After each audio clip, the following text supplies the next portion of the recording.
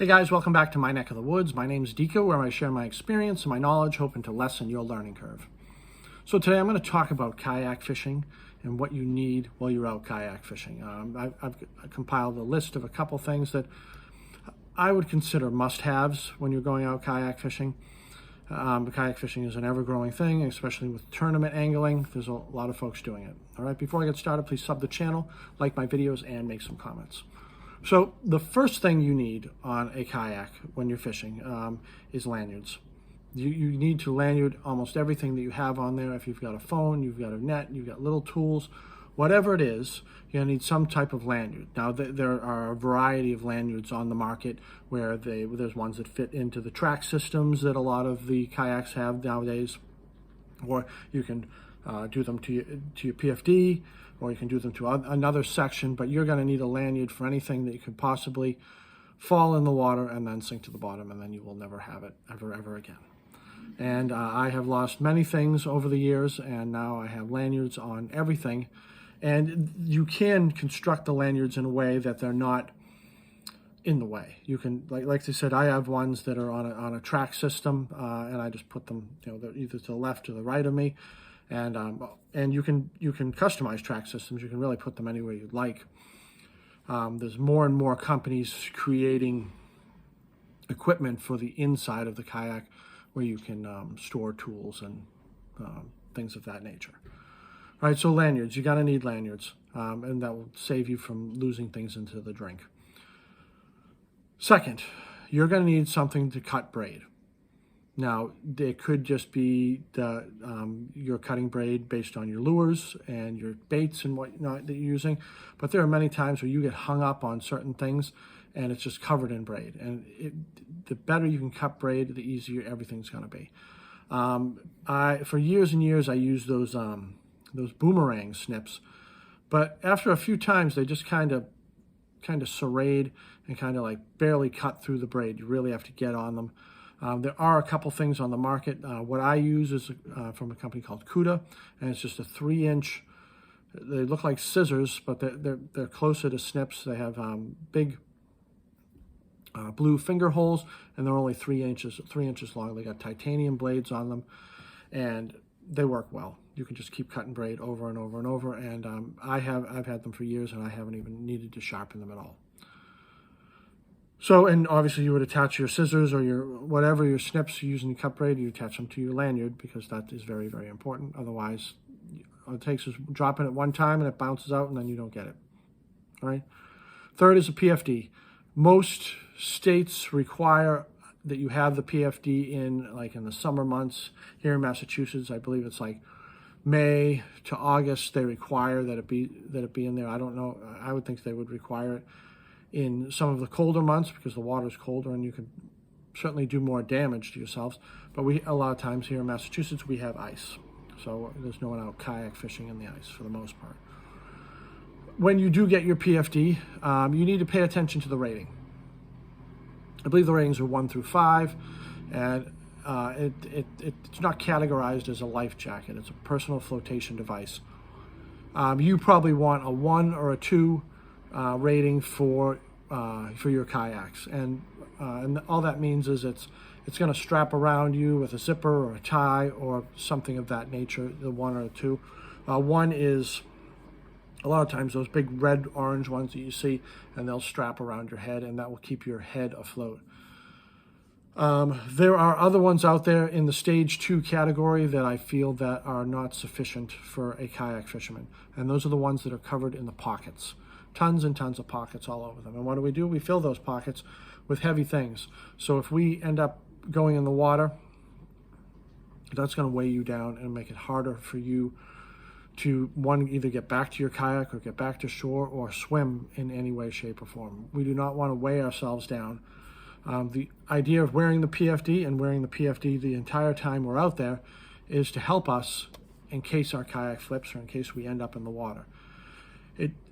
Those ones that have a lot of pockets are very desirable because you want storage, but in my opinion, you want to stay away from that. And you can even get the ones that just they go right up around your head and they inflate once you hit the water. My suggestion and I don't know if they still make it, but I'm sure they do. It's by NRS. It's called the NRS Chinook. And that leads me to my next section on a PFD, is that pay attention to where the padding is, where the flotation part of the PFD is. So the NRS Chinook, they'll have it in the front and then high up in the back, which is excellent for kayak anglers, because a lot of times that seat comes 3/4 of the way up your back, and the PFD isn't going to be in your way. And it's relatively comfortable and not overly bulky, and you're able to fish out of it. There are some that are just so bulky, and then there are some that are just so flimsy. So pay attention to where the padding is. Even though it may be rated a number 2, pay attention to where the padding is, and my advice is to test it. You go out and you just flip your kayak or try to swim in it and see how it actually helps you. Because ultimately, we don't want to be testing it when our kayak flips, especially if the water's cold or there's debris in the water or our leg gets stuck in something. We don't want to be testing it then. We want to know that it works prior to going out there. It's an investment in your life, basically, for the most part. All right, so we went over the PFD. Stay away from the pockets. You want a type 1, type 2. I know I'm repeating this, but the PFD is a very important thing. All right, another thing that you're going to need, and this is more for tournament anglers, is a net. You're absolutely going to need a net, and the net may be the difference between first and last place in those tournaments that you're participating in. There are so many fish that you lose because you don't have a net, because you're going down and you're trying to lip the fish or you're trying to grab the fish, and it creates a little bit of slack in the line, and then you're going to lose that fish. I've lost many big fish because I didn't have a net. Now, a few of them were in tournaments. Excuse me. And a net is going to enable you to sort of calm that fish before you get it on your measuring board, the catch board, or whatever it is that you're using for your tournament, for if it's a catch and release. You don't really have live wells on kayaks for the most part. Some do, but for the most part for tournament angling, it's a CPR, catch, photo, and release, and then you send it back out there. But the net is good. If you can get a floating net or put some type of a pool noodle on it or some type of flotation device or a lanyard, you can put a lanyard on it also. It's certainly going to benefit you in the long run and keep you from buying more nets, because the net goes in the water, and sometimes, you bring it back in, the fish flops, and the net goes in the water. Or you may have it hooked in a rod holder in the back, and it goes in the water. It's happened to me. I've lost multiple nets before I became accustomed or aware of what's going on, and then I have a lanyard on it. And the one I have actually has I took a pool noodle and I zip tied it to it and wrapped it in some tape, but it floats just great. Even with a fish in it, it's still going to float. Now, you can test that if you want to. And the last thing that I want to talk about is a must-have, and I know that everyone's has, it's a pedal drive, and everyone has motors now, and is an anchor. You're definitely going to need an anchor. And this goes out to the tournament anglers also. Pedaling in place, sometimes on a windy day, can be difficult. Having an anchor is helpful, and my advice on an anchor is at least 8 to 10 pounds. You can go heavier, but I don't think it's needed really, not for a kayak. And stay away from the ones that have like the claw type design, or the ones that when they hit, they fold out.